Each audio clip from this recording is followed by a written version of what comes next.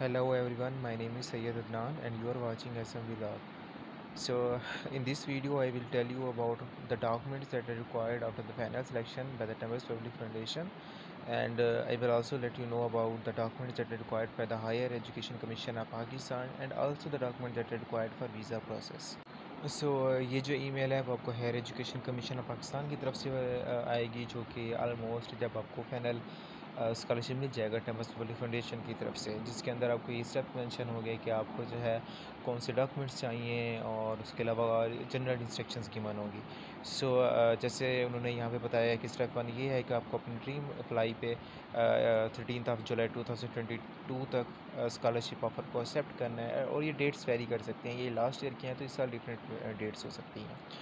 और उसके साथ साथ जब आप स्कॉलरशिप एक्सेप्ट करते हैं तो उसके बाद आपको यूनिवर्सिटी लेटर ऑफ एडमिशन भेजेगी, और लेटर ऑफ एडमिशन जो आपको यूनिवर्सिटी भेजेगी, और जो लेटर ऑफ अवार्ड होगा वो आपको टैमस पब्लिक फाउंडेशन की तरफ से मिलेगा। और वो जो है TPF का भेजा हुआ जो अवार्ड लेटर होगा वो आपको स्कॉलरशिप के लिए वीज़ा प्रोसेस के लिए, स्कॉलरशिप के वीज़ा प्रोसेस के लिए बहुत ज़रूरी होगा। और समटाइम्स इस तरह से होता है कि कुछ स्टूडेंट्स जो होते हैं वो स्कॉलरशिप उनको अवॉर्ड किया जाता है, लेकिन वो कुछ अपनी पर्सनल रीजंस या उनको एक बेटर अपॉर्चुनिटी मिल जाती है तो वो स्कॉलरशिप को अवेल नहीं करना चाहते। तो ऐसे स्टूडेंट्स के लिए ये है कि वो जो डेट मेंशन है ड्रीम अप्लाई पे, तो उससे पहले पहले जो है वो उन स्कॉलरशिप को रिजेक्ट करते हैं, ताकि जो डिज़र्विंग स्टूडेंट्स हैं उनकी उनकी रैंक से नीचे हैं, ठीक है, उनको वो स्कॉलरशिप अवॉर्ड किया जा सके।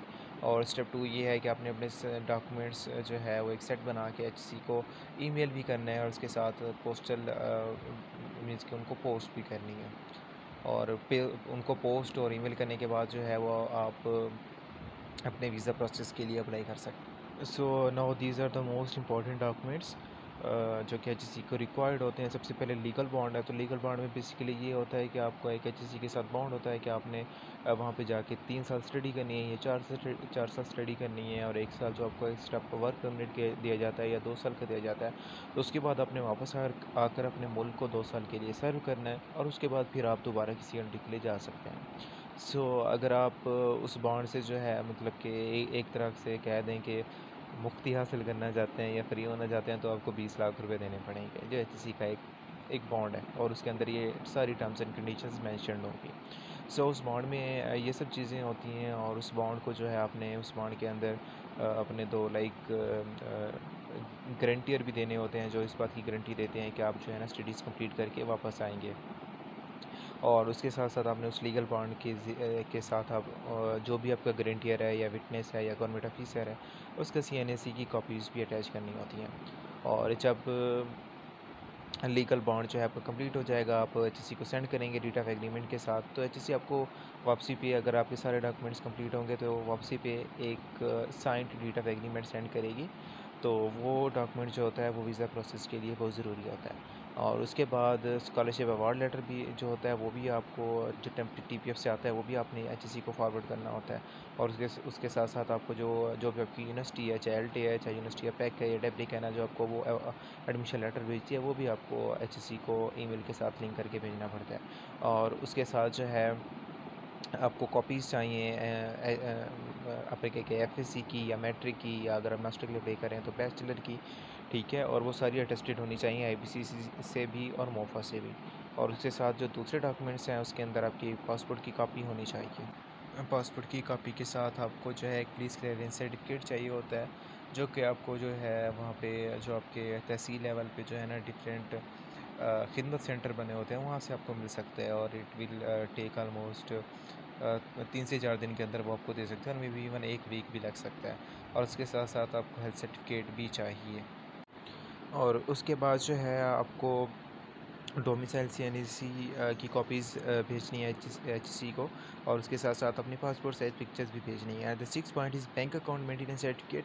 इसका मतलब ये है कि आपने अपने नाम का एक बैंक अकाउंट खुलवाना है, जिस पे HSC आपको आपकी टिकट की फ़ी रिफ़ंड करेगा। अभी जो आप टिकट बाई करके जाओगे हंगरी, तो वो अपने अपने खुद पैसों से बाई करनी है ticket.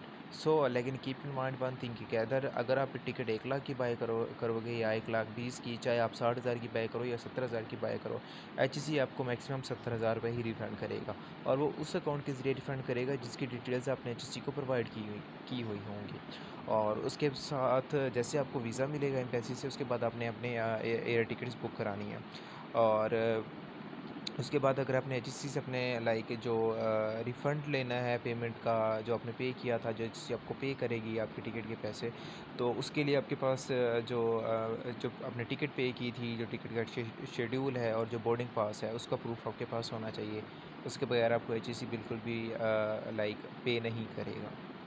So here are the main important documents जो आपको एम्बेसी जाने से पहले वीज़ा के लिए रिक्वायर्ड होते हैं। सबसे पहले लेटर ऑफ अवार्ड जो आपको टीपीएफ सेंड कर देगा। दूसरे नंबर पे है लेटर ऑफ एक्सेप्टेंस या एडमिशन, जो लेटर होगा वो आपकी यूनिवर्सिटी सेंड कर देगी। उसके बाद डीड ऑफ एग्रीमेंट जो एचईसी आपको ईमेल करेगा, ठीक है, उसको आपने फिल करके एचईसी को भेजना है। एचईसी फिर आपको वापसी साइन करके भेजेगा, वो आपने अपने साथ रखना है। उसके बाद duly filled and signed application form, जो वीज़ा के लिए आप जा रहे हैं उसका एक फॉर्म होना चाहिए आपके पास वैलिड पासपोर्ट होना चाहिए। अगर आपका कोई प्रीवियस पासपोर्ट है वो भी आपके पास होना चाहिए। और उसके साथ आपकी 2 रीसेंट पासपोर्ट साइज़ फ़ोटोज़ होनी चाहिए। और मेन इंपॉर्टेंट थिंग, आपको ट्रैवल इंश्योरेंस भी चाहिए कि आप कब अपने एक एक्सपेक्टेड डेट को, अगर आप सितंबर की फर्स्ट से करना चाह रहे हैं, तो उस डेट से लेके आपके पास जो है ना ट्रैवल इंश्योरेंस ज़रूर होना चाहिए। और उसके साथ आपकी फ़्लाइट बुकिंग, आप एक डमी टिकट भी एक डमी टिकट होती है, ठीक है, वो भी आप एक तरह की प्रेज़ेंट कर सकते हैं, लेकिन वो उसका एक डिफरेंट प्रोसीजर है। उसके बारे में वो आपको आप सर्च भी कर सकते हैं, या अपकमिंग वीडियोज़ में मैं आपको वो भी बता दूँगा कि उसको आपने कैसे बुक करना है। उसके साथ आपको प्रूफ ऑफ अकोमोडेशन चाहिए। आपको यूनिवर्सिटी जो है वो आपको डॉर्मेट्री प्रोवाइड कर देती है, और डॉर्मेट्री की एप्लीकेशन अभी जून के अंदर, मिड ऑफ जून में स्टार्ट हो जाएंगी। और होपफुली जो इंटरनेशनल स्टूडेंट होते हैं उनको डॉर्मेट्री मिल जाती होती है।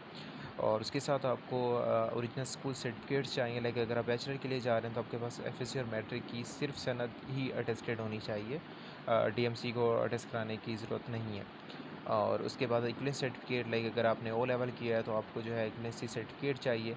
और उसके साथ एफआरसी अगर आप जून के अंदर लेते हैं या जुलाई के अंदर लेते हैं तो वो नेक्स्ट 3 मंथ, अगर आप जून के अंदर लेते हैं और आपका इंटरव्यू अगस्त के अंदर है तो it will work out surely. और उसके साथ साथ अगर वो 3 मंथ पुराना है, अगर आपने वो लिया हुआ है मार्च के अंदर या अप्रैल के अंदर, तो वो वर्कआउट नहीं करेगा, एक्सेप्टेबल नहीं होगा। उसके साथ बर्थ सर्टिफिकेट जो कि आप अपने यूनियन काउंसिल से ले सकते हैं, बर्थ सर्टिफिकेट बहुत ज़रूरी है। और उसके साथ ओरिजिनल बैंक स्टेटमेंट, आपका जो जिसके अंडर हैं आप, जो आपकी एक तरह के कह दें कि परवरिश कर रहा है, तो उसकी ओरिजिनल बैंक स्टेटमेंट भी चाहिए, जो कि लास्ट 3 मंथ की हो। तो उसके अंदर आपने मेन इशू ये होता है कि वो पूछते हैं कि बैंक स्टेटमेंट कितनी चाहिए। तो आपकी अगर बैंक स्टेटमेंट 70 to 80,000 भी है तो it will work out, because आपने उनको ये शो कराना है कि आप एक टिकट बाय कर सकते हैं। और मेनली अगर आप एक अच्छी टिकट लेना चाहते हैं, कम प्राइस में भी मिल जाएगी आपको 70 to 80,000, इवन कि आपको 1 लाख तक भी मिल सकती है और उससे ज़्यादा भी। मैरिज सर्टिफिकेट, हाँ, अगर आपकी शादी हुई है तो, नहीं तो जो इनकी शादी हुई है उनके लिए ज़रूरी है। Original employment letter, this is not required for the bachelor student or the master student, लेकिन पुलिस और मेडिकल सर्टिफिकेट ये दोनों ज़रूरी हैं। आपको पुलिस सर्टिफिकेट एचसी को भी फॉरवर्ड करना है और यहाँ पे भी लेके जाना है। और मेडिकल सर्टिफिकेट जो आपने टीपीएफ पे अपलोड किया था वो भी आप अपने साथ ले सकते हैं। और इसके साथ साथ सेट ऑफ कॉपीज़, इन सारे डॉक्यूमेंट्स की आप 2 या 3 कॉपीज़ भी अपने साथ साथ ले सकते हैं। This is all about the today's video. अगर आपको फिर भी किसी किस्म की कोई कन्फ्यूजन है डॉक्यूमेंट्स के अंदर तो आप मुझे कमेंट कर सकते हैं वीडियो के नीचे। I will try to answer. Thanks a lot for your attention. Have a good day. Allah हाफिज़।